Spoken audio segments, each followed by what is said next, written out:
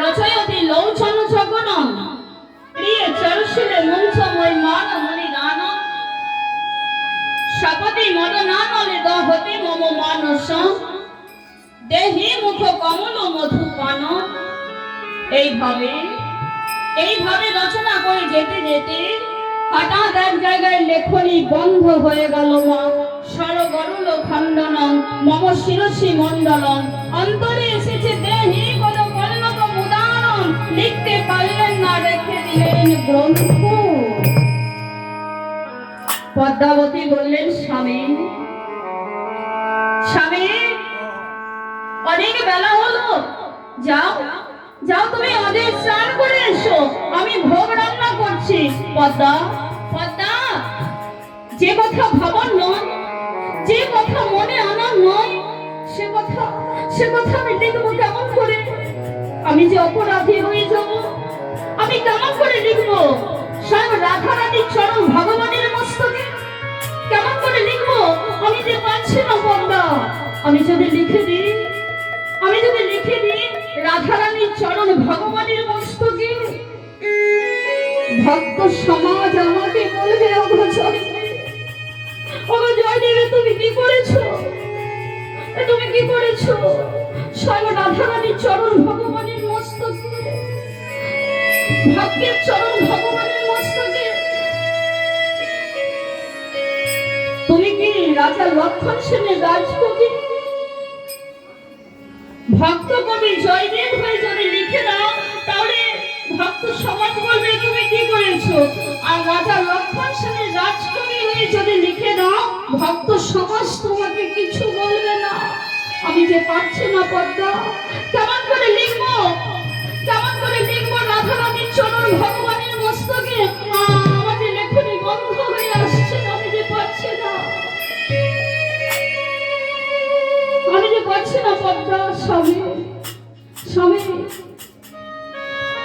স্বয়ং মাধব তোমার গীত গোবিন্দম সম্পূর্ণ করে দেবেন। যাও তুমি আজই স্নান করে এসো, আমি ভোগ রান্না করছি।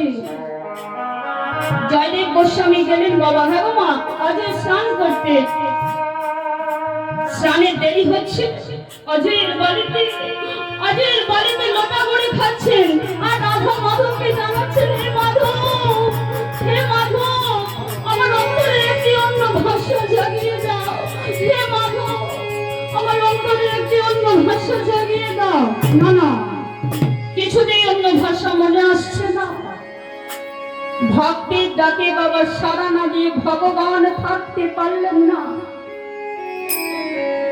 জয়দেব গোস্বামী রূপ ধারণ করে স্বয়ং ভগবান ছুটতে এলেন জয়দেব গোস্বামীর মন্দিরে। এসে ডাক দিয়ে পদ্মাকে বলেন, পদ্মা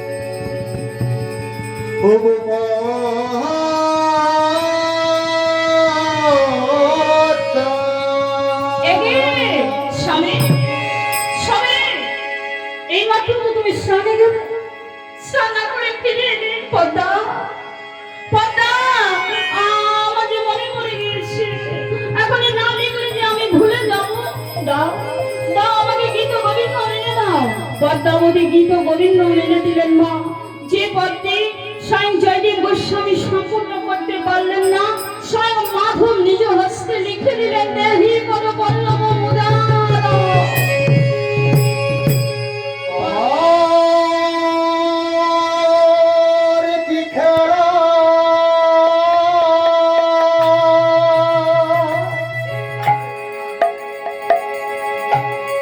তুমি খেলিবে শ্রী